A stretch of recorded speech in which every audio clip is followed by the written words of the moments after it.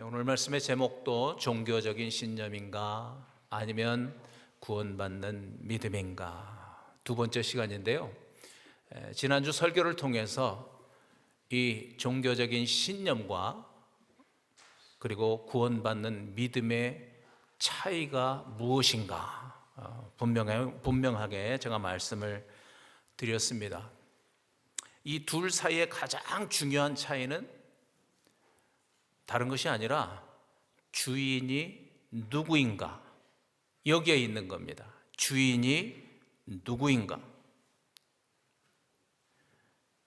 바로 이것입니다. 종교적인 신념은 교회를 다녀도 예배를 드려도 또 교회 와서 열심히 봉사를 해도 여전히 자기가 주인입니다. 반면에 구원받는 믿음은 내 인생의 주인을 나에서 예수 그리스도로 바꾼 사람들의 믿음입니다.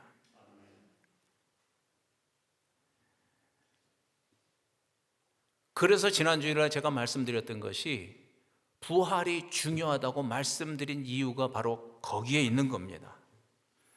왜냐하면 예수님의 제자들처럼, 그리고 요한복음 20장을 통해서 우리가 알게 된 도마처럼 이 예수님의 부활이 실제 사건이 되는 것이 중요한 것입니다. 그래서 예수님을 무조건 그냥 성자 하나님으로 그렇게 믿는 것이 아니고, 그렇죠?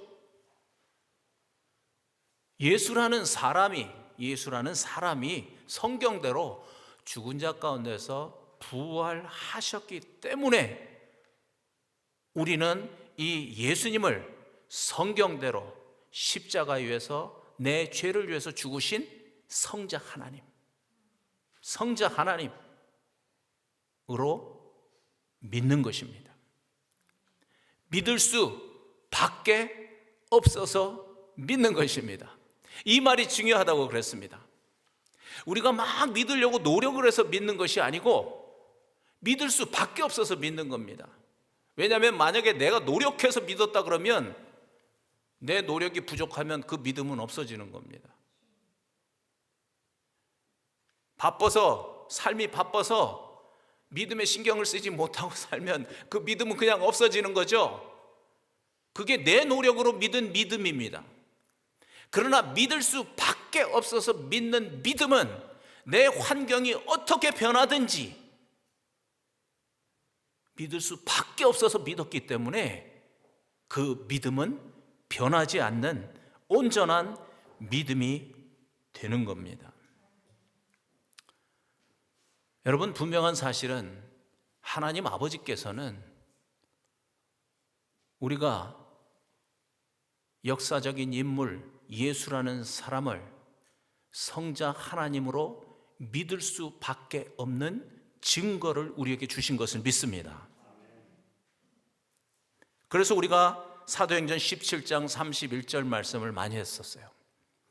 짧은 말씀이지만 아주 충격적인 말씀이죠. 시작. 그를 죽은 자 가운데 다시 살리신 것으로 모든 사람에게 믿을 만한 증거를 주셨음이라 하니라. 저는 이 말씀을 읽을 때마다 하나님의 입장에서 이 말씀을 생각해 봐요. 하나님의 입장에서. 여러분, 하나님께서 우리를 구원하시기 위해서 성자 하나님을 이 땅에 보내시면서 그냥 믿으라 그렇게 하셨을까요? 아니면 믿을 수밖에 없는 증거를 주시면서 믿으라고 했었을까요? 하나님의 입장에서 생각해 보세요. 아니, 우리가 이분을 성자 하나님으로, 그래서 주와 그리스도로 믿어야만 구원을 받을 수 있는데 하나님이 나는 보냈으니까 너희들이 알아서 믿어, 그렇게 하셨을 리가 없지요. 그렇게 하셨을 리가 없지요.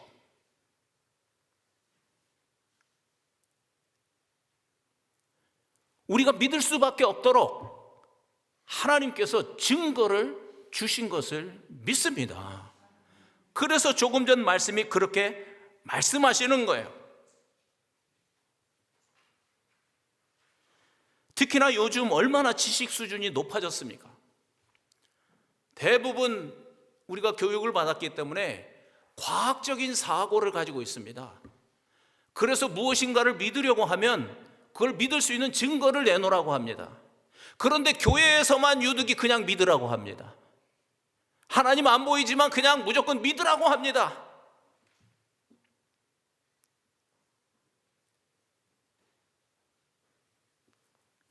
여러분, 그게 아니라는 것. 하나님께서 절대로 내가 하나님이니까 내 말을 무조건 믿어, 그렇게 말씀하시지 않았다는 거예요.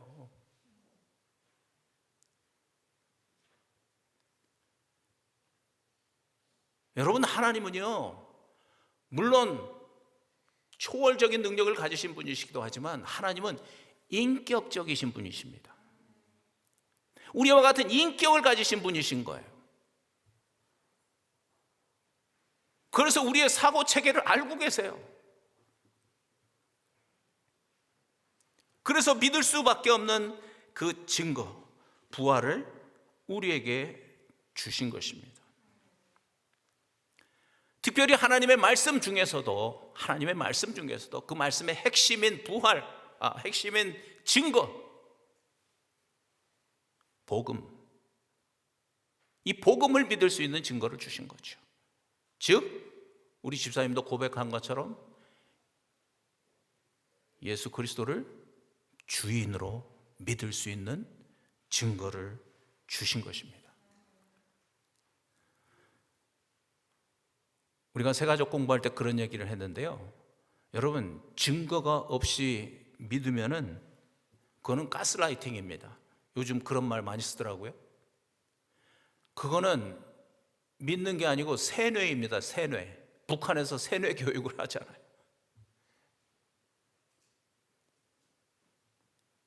김일성을, 김정은을 아주 신비한 인물로 만들어서 세뇌를 하잖아요. 증거가 없이 믿으면 세뇌가 되는 겁니다.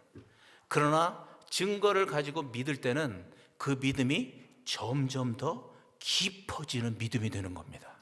저도 그것을 경험하고 있는 겁니다. 제가 수도 없이 반복해서 여러분에게 이 말씀을 드릴 때마다 첫째는 제 믿음이 깊어집니다. 그래서 이 말씀을 드리고 나면 제 영이 살아나는 것을 저도 느끼게 되는 겁니다. 단지 여러분을 가르치려고 하는 것이 아니고. 그래서 여러분, 우리가 이것이 평생의 우리의 고백이 되어야 합니다. 그냥 교회 처음 나가서 초신자 교육받을 때 받고 고백하는 그런 고백이 아니고, 부활하셨기 때문에 예수 그리스도가 나의 주인이십니다 라고 하는 이 고백은 주님 만나는 그날까지 우리가 해야 될 고백입니다. 왜냐하면 이것이 우리의 삶의 능력이 되기 때문에 그런 겁니다. 단지 구원하는 고백이 아니고. 왜 그런가 하면 지난주에도 말씀을 나눈 것처럼 이 고백을 하나님께 드릴 때 우리가 약속의 성령을 받기 때문에 그런 겁니다. 이 고백을 계속해서 하나님께 올려드릴 때 우리가 계속해서 성령으로 충만해지기 때문에 그런 것입니다. 지난주 말씀드렸죠. 성령은 하나님의 DNA입니다. 이렇게 고백하고 믿는 자들 안에 성령이 들어오셔서 하나님과 우리의 관계를 인격적인 관계로 만들어 주시는 겁니다. 그래서 사도행전 2장 33절에 보면 이런 말씀이 있는 겁니다. 시작.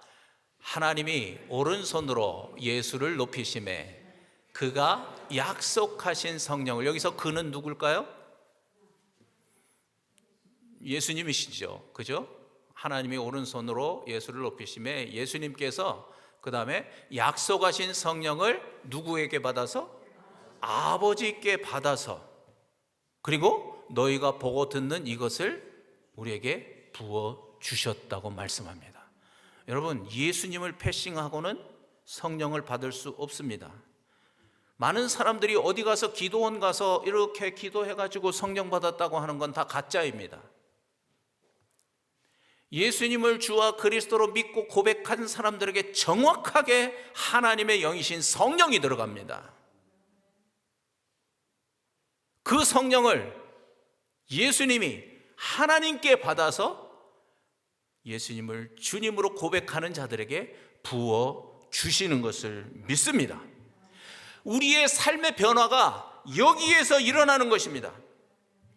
나의 신념으로 아무리 노력해도 바꿀 수 없었던 그 삶이 내 안에 들어오신 성령으로 인해서 변화되기 시작하는 것입니다. 여러분, 그래서 신념과 믿음의 차이는 결과적으로 삶의 변화입니다.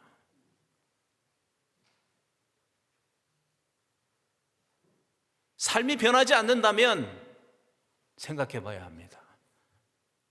나 혹시 진짜 믿음이 아니고 신념 가운데 있는 거 아닌가? 예수 그리스도를 주인으로 영접하고 성령을 받았다면 삶이 바뀌라고 노력하는 게 아니고 자연적으로 변화되는 것을 믿습니다. 여러분, 종교적인 신념으로는 변화된 삶, 다시 말하면 하나님의 말씀에 순종하는 삶을 살려고 하면 너무나 힘들어요. 너무나 힘들어. 너무나 피곤해요. 그러다가 결국은 지치고, 그러다가 결국은 이중적인 삶을 사는 거예요. 신앙생활 따로, 실제 삶 따로. 연결이 안 되는 거죠. 그 이유는 정확합니다. 성령이 아니라 자기의 힘으로, 자기의 신념으로, 자기의 노력으로 말씀에 순종하려고 했기 때문에 그런 겁니다. 그래서 로마서 8장 5절과 7절 아까 읽었던 말씀이 이렇게 말씀하시는 거예요. 다시 한번 읽어보시면서 특별히 하이라이트한 이 마지막 부분을 잘 보세요. 시작. 육신을 따르는 자는 육신의 일을, 영을 따르는 자는 영의 일을 생각하나니 육신의 생각은 사망이요 영의 생각은 생명과 평안이니라. 육신의 생각은 하나님과 원수가 되나니 이는 하나님의 법에 굴복하지 아니할 뿐만 아니라 할 수도 없느니라. 우리가 알아야 될 건 뭐냐면 하나님의 말씀에 순종하는 것이 힘든 이유는 믿음이 약하기 때문이 아니고 믿음이 잘못되었기 때문에 그런 겁니다. 다시 한번 말씀드릴게요. 하나님의 말씀에 순종하는 것이 힘들고 피곤한 이유는 믿음이 약하기 때문이 아니고 믿음이 잘못되었기 때문에 그런 거예요.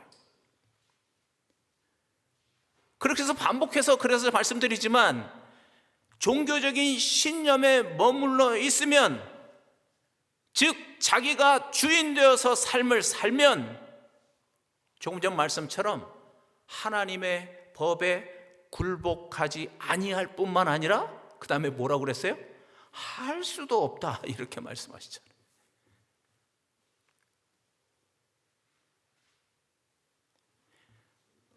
성령이 없기 때문에 그런 것입니다. 그러나 부활을 증거로 예수를 주인으로 믿는 우리는 조금 전 말씀대로 약속된 성령을 이미 받은 것을 믿습니다. 하나님의 영, 그리스도의 영, 성령이 약속대로 지금 내 안에 들어와 사시는 것을 믿습니다. 그래서 날이 갈수록 우리의 삶이 하나님의 말씀에 순종하면서 변화된 삶으로 되어지는 것을 믿습니다.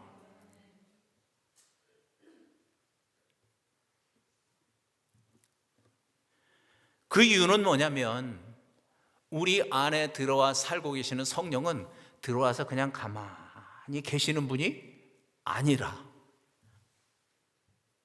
열심히 일하시는 분이기 때문에 그런 것입니다. 무슨 일을 하는가? 첫째, 우리에게 부활의 소망을 주십니다. 내 안에 들어오신 성령께서 우리에게 부활의 소망을 주십니다. 그래서 지난주에도 말씀드린 것처럼 그냥 땅의 일만 바라보고 살던 우리의 눈이 머리를 들어서 영원한 나라, 하나님의 나라를 보는 그런 눈으로 바뀌게 되는 겁니다. 그래서 로마서 8장 11절 다시 한번 읽으려고 합니다. 읽고 아멘 하시기를 바랍니다. 시작. 예수를 죽은 자 가운데서 살리신 이의 영이 너희 안에 거하시면 그리스도 예수를 죽은 자 가운데서 살리신 이가 너희 안에 거하시는 그의 영으로 말미암아 너희 죽을 몸도 살리시리라. 아멘 되시죠? 이 성령은 죽은 예수 그리스도를 죽은 자 가운데서 부활하게 하신 영입니다.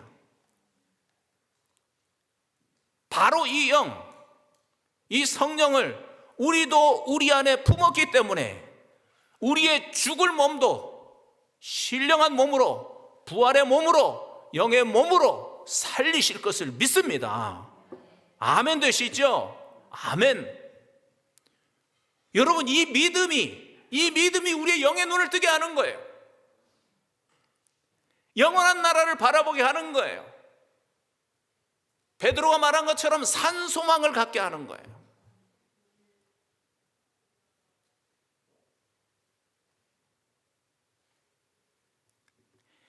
그래서 고린도전서 15장 19절과 20절은 이렇게 말씀하십니다. 시작. 만일 그리스도 안에서 우리가 바라는 것이 다만 이 세상의 삶뿐이면 모든 사람 가운데 우리가 더욱 불쌍한 자이리라. 그러나 이제 그리스도께서 죽은 자 가운데서 다시 살아나사 잠자는 자의 첫 열매가 되셨도다. 만약에 이 세상이 끝이라면, 이 세상의 삶이 끝이라면 여러분 마음껏 욕심도 부리고 그저 마음껏 먹고 싶은 것, 입고 싶은 것 취하고 즐기면서 살아도 됩니다. 그냥 감옥에 안 들어가는 정도 되면 불법을 저지르면서라도 돈 많이 벌고 그것으로 자기 갖고 싶은 거 다 사서 화려한 삶을 사는 것, 세상적으로 성공한 삶을 사는 것, 그것이 아마 최고의 삶이 되지 않겠습니까? 그런데 조금 전 말씀에 그러나가 있잖아요. 그러나. 이게 아주 우리의 마음을 확 깨우는 단어 세 글자예요. 그러나. 그러나가 우리의 인생을 바꿔버리는 겁니다. 그러나 뭐라고 하셨습니까? 예수 그리스도가 죽은 자 가운데서 살아나셔서 부활의 첫 열매가 되셨다고 말씀하시잖아요. 이 말의 뜻은 무슨 말이에요? 우리도 예수 그리스도처럼 장차 내 안에 들어오신 성령으로 인해서 부활의 몸으로, 신령한 몸으로, 영의 몸으로 부활하게 될 것이라는 거예요. 그 부활의 몸으로, 신령한 몸으로 영원한 나라 천국을 살아가게 될 것이라는 거예요. 이것이 우리에게 실제가 된 것입니다. 지난주에도 말씀드렸지만 단지 오늘만 보고 사는 사람하고 한 달 후를 바라보고 사는 사람하고 10년 후를 바라보는 사람이 얼마나 그 삶이 달라지겠습니까? 그런데 하물며 이 땅, 이 일생만 바라보고 사는 사람하고 정말 영원한 나라가 실제가 되어서 그곳에 소망을 두고 사는 사람하고 삶이 어떻게 같은 삶을 살겠습니까? 그러니까 반복해서 말씀드리지만 이 땅에서 삶을 변화시키려고 노력할 것이 아니고 이 온전한 산 소망을 붙들었을 때 이 땅에서의 삶이 자연적으로 삶의 가치가 바뀌기 때문에, 삶의 목표가 바뀌기 때문에 변화된 삶이 사라지는 거예요. 그래서 아까 읽었던 로마서 8장 12절과 13절이 이렇게 말씀하시는 겁니다. 그러므로 이렇게 시작한다고 그랬어요. 시작. 그러므로 형제들아, 우리가 빚진 자로되 육신에게 져서 육신대로 살 것이 아니라 너희가 육신대로 살면 반드시 죽을 것이로되 영으로서 몸의 행실을 죽이면 살리니. 저 말씀대로 우리가 육신에게 져서 육체의 욕망을 따라서 살지 말아야 될 분명한 이유가 있습니다. 우리 안에 들어오셔서 지금 살고 계시는 이 영, 성령으로 이 육체의 악의 행실을 죽이며 살아야 될 분명한 이유가 있다고 조금 전 말씀하셨습니다. 다른 것 때문이 아니고 우리는 하나님께 빛을 진 자이기 때문에 그렇다고 그랬습니다. 빛을 진 자죠. 지난주에 말씀 기억하시죠? 하나님께 우리가 무슨 빛을 줬습니까?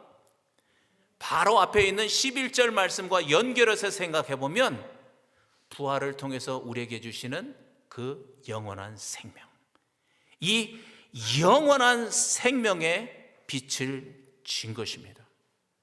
여러분 생각해 보십시오. 우리 입장에서 보면 이 영원한 생명을 값없이 받았습니다. 그렇죠? 그러나 아까 말씀드린 것처럼 하나님의 입장에서 생각해 보십시오. 우리에게 영원한 생명을 주시기 위해서 하나님은 말할 수 없는 엄청난 값을 치르셨습니다.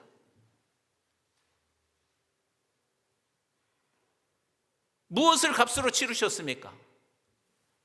성자 하나님을 희생시키시고 우리에게 이 영원한 생명을 주신 것을 믿습니다. 만약에 우리가 누구에겐가 돈을 빚졌다고 하면 그건 정말 괴로운 일이죠. 그건 힘든 일이죠. 그건 정말 부담스러운 일이에요. 그러나 하나님 아버지께 진 이 사랑의 빛은 우리를 감동시킵니다. 그 빛에 감동하게 하십니다. 이게 다른 것입니다. 그래서 이 사랑의 빛이 하나님의 말씀을 순종하게 하는 능력이 됩니다. 힘이 되는 것입니다. 그래서 고린도후서 5장 14절에 보면 이런 고백을 하고 있어요. 사도 바울이. 이것도 한번 같이 읽어보세요. 시작. 그리스도의 사랑이 우리를 강권하신다 그래요. 제가 이 시간 여러분께 말씀드리고 싶어요. 여러분, 우리가 어떻게 이 영원한 생명을 받게 되었는지 좀 깊이 묵상하고 생각하고 기도하시기를 바랍니다. 왜 이 말씀을 드리냐면 이 빛은 우리에게 영원한 생명을 주신 이 하나님의 사랑은 도저히 우리의 이 작은 가슴에 다 담을 수 없는 너무나도 큰 사랑이기 때문에 그런 겁니다. 그냥 한번 귀로 듣고 알았습니다 하고 지나갈 수 있는 게 아니기 때문에 그런 것입니다. 그래서 이 말씀을 반복하고 묵상하면서 정말 나에게 영원한 생명을 주시기 위해서 독생자를 허락하신 그 하나님의 사랑, 그 사랑이 우리의 마음속에 충만하면 충만할수록, 그 은혜가 우리의 가슴 속에 채워지면 채워질수록 그것이 힘이 되어서 하나님의 말씀에 순종하는 그런 삶을 살게 되는 것입니다. 그 하나님의 사랑이 하나님의 말씀에 순종할 수 있도록 우리를 강권하시는 겁니다. 다른 말로 하면 우리를 이끌어 가시는 겁니다. 그래서 하나님의 말씀에 순종하는 것이 부담이 아니고 마땅한 일이 되는 겁니다. 마땅하죠. 내가 그런 사랑을 받았으니 마땅히 하나님의 말씀에 순종합니다. 이 고백이 입에서 나오게 되는 거예요. 그랬을 때 우리의 신앙생활에 기쁨이 있어요. 우리 신앙생활에 만족이 있어요.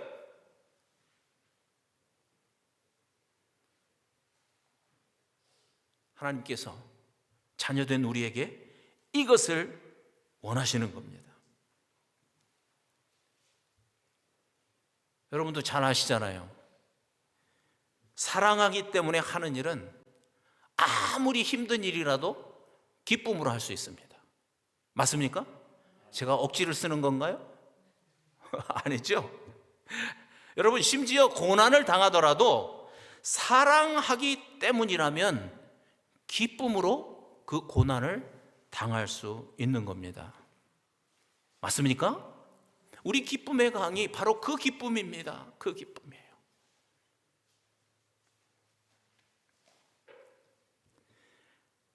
그래서 로마서 8장 16절 17절에서 이렇게 말씀하고 계시는 거예요. 같이 한번 읽겠습니다. 로마서 8장 16절과 17절에 있는 말씀, 시작. 성령이 친히 우리의 영과 더불어 우리가 하나님의 자녀인 것을 증언하시나니 자녀이면 또한 상속자 곧 하나님의 상속자요 그리스도와 함께한 상속자니 우리가 그와 함께 영광을 받기 위하여 무엇도? 고난도 함께 받아야 할 것이니라. 지난주에 말씀드렸죠. 또 앞에서 말씀드렸죠. 하나님의 DNA는 성령입니다. 그래서 성령이 우리 안에 들어오심으로 인해서 우리가 하나님을 아빠, 아버지라고 부르는 자가 된 것입니다. 뿐만 아니라 그래서 우리가 하나님의 상속자가 된 것입니다. 그런데 조금 전 말씀의 끝부분에 있는 말씀처럼 하나님의 자녀된 우리가 그와 함께 영광을 받기 위해서는 무엇도 받아야 된다고요? 고난도 함께 받아야 할 것이라고 말씀하시는 거예요. 여러분, 이것이 상식적으로 생각하면 이해가 잘 안 돼요. 아니, 우리 아버지는 능력이 많으신 분이신데 그렇다면 자녀된 우리를 다 지켜주시고 필요한 거 다 공급해 주셔서 고난이 없도록 하셔야 되는 게 맞는 거 아니야? 그것이 상식적인 논리죠. 그런데 이제부터 잘 들어야 합니다. 왜 하나님의 자녀가 된 우리가 고난을 받게 되는지 예수님께서 누가복음에 이렇게 말씀을 하셨어요. 이 말씀 같이 읽으려고 그래요. 시작. 너희가 세상에 속하였으면 세상이 자기의 것을 사랑할 것이나 너희는 세상에 속한 자가 아니요 도리어 내가 너희를 세상에서 택하였기 때문에 세상이 너희를 미워하느니라. 세상에 속하지 않았다는 말이 무슨 말일까요? 세상 사람들과는 생각이 다르다는 거예요. 그래서 세상 사람들과는 살아가는 방법이 다르고 삶의 목표가 다르다는 뜻이에요. 앞에서 계속 말씀드린 것처럼 아버지 하나님의 거룩한 뜻을 이루는 것이 우리의 삶의 방식이고 또 삶의 목표예요. 그런데 그러한 삶을 살려고 하면 우리가 때로는 고난을 각오해야 된다는 말입니다.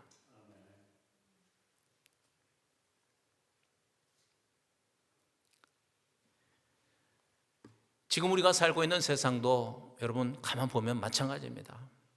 그냥 세상과 타협해버리면 그런 고난은 없습니다. 그러나 하나님의 진리의 말씀대로 살려고 하면 그러한 핍박과 고난이 오는 게 사실입니다. 성경대로 동성애가 죄라고 하면 직장에서 학교에서 왕따 당합니다. 따돌림을 당합니다. 맞죠? 그럼요. 그래서 함부로 그 말을 꺼내지 못하고 그냥 기 죽어서 사는 거죠. 여러분, 그러나 그 부분에서 우리는 뒤로 물러설 수 없습니다. 트랜스젠더가 성경적으로 죄라고 말하면 저 사람은 시대에 뒤떨어진 사람이라고 손가락질을 받는 시대를 우리가 살고 있습니다. 낙태가 죄라고 하면 여성 인권을 주장하는 사람들이 항의하면서 교회를 핍박합니다. 여러분, 그런데 우리가 이 성경적인 가치관을 가지고 살아야 되고, 이 부분에서 한 발도 뒤로 물러설 수 없는 겁니다. 이걸 주장하면서 살다 보면 미움을 받고 고난을 받고 심지어는 손해를 보는 삶을 살 수밖에 없는 거죠. 그런데 여러분, 한 가지 더 생각해 봐야 합니다. 우리가 당하는 이런 고난을 고난이라고 하기에는 참 부끄럽습니다. 왜냐하면 지금 이 시대에 온 세상에 살고 있는 그리스도인들을 한번 생각해 보십시오. 제가 통계를 보니까 2024년 기준으로 전 세계 그리스도인 중에서 7명 중에 1명이 이 박해와 차별을 당하면서 살고 있다고 합니다. 정말 미국에 살고 있는 우리는 상상도 못하는 일이죠. 그래서 그 사람 숫자가 무려 3억 6,500만 명이 차별과 박해를 받으면서 지금 살고 있다는 거예요. 여러분도 아시죠? 특별히 이슬람 극단주의자들이 정권을 잡고 있는 이 아프리카 지역에 있는 그리스도인들, 날마다 핍박 속에 살고 있습니다. 날마다 차별 속에서 믿음을 지키면서 살고 있습니다. 우리가 잘 알고 있는 북한도 마찬가지입니다. 그들을 생각한다면 우리가 당하고 있는 이 고난을 고난이라고 말할 수는 없겠죠. 그럼에도 불구하고 또 우리의 현실은 현실입니다. 그런데 예수님께서 누가복음 6장 22절 23절에서 이런 말씀을 하십니다. 시작. 인자로 말미암아 사람들이 너희를 미워하며 멀리하고 욕하고 너희 이름을 악하다 하여 버릴 때에는 너희에게 복이 있도다. 그날에 기뻐하고 뛰놀라. 하늘에서 너희 상이 큼이라. 그들의 조상들이 선지자들에게 이와 같이 하였느니라. 말씀을 마치려고 합니다. 여러분, 종교적인 신념으로 신앙생활을 하는 사람들은 하나님으로 인해서 고난을 당하게 되면 세상과 타협하든지 아니면 실망하고 하나님을 떠나게 됩니다. 여기서 딱 큰 차이가 나는 겁니다. 그러나 예수 그리스도를 주인으로 믿고 성령을 받고 하나님의 자녀가 된 온전한 믿음을 가진 자들은 이 부분에서 다른 겁니다. 조금 전 말씀대로 하나님의 말씀에 순종하다가 고난을 당하면 주님의 말씀하신 대로 기뻐하시기를 바랍니다. 아멘. 왕따를 당하고 미움을 받으면 기뻐하시기를 바랍니다. 왜냐하면 이것이 바로 우리가 하나님의 자녀라고 하는 강력한 증거가 되기 때문에 그런 것입니다. 강력한 증거입니다.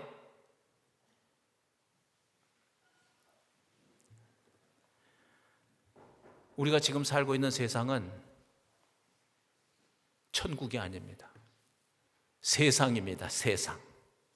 세상입니다. 그 말의 뜻은 하나님의 자녀로서 성경의 가치관을 가지고 살아갈 때 당연히 세상과 부딪히게 되고 그 부딪힘으로 인해서 우리는 고난을 당할 수도 있고 따돌림을 당할 수도 있고 심지어 손해를 보는 것이 마땅하다는 것입니다. 마땅한 일입니다. 그것을 마땅한 일로 여겼을 때 내가 하나님의 자녀이기 때문에 누리는 그 기쁨과 그 보람이 그 속에 숨어 있는 겁니다.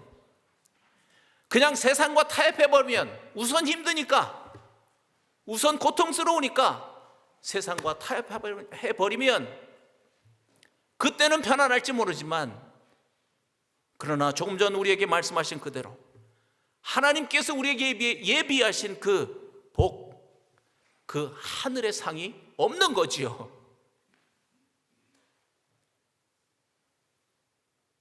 그러나 우리 마음 가운데 계시는 성령이 우리에게 강력하게 말씀하시지 않습니까? 그러한 세상의 가치에 대해서 싸워라. 고난이 있다면 받으라. 그러면 그 고난 속에 네 삶의 보람과 기쁨이 있을 것이다. 아멘. 하나님의 자녀로서 이러한 보람과 기쁨이 우리 가운데 충만하기를 바랍니다.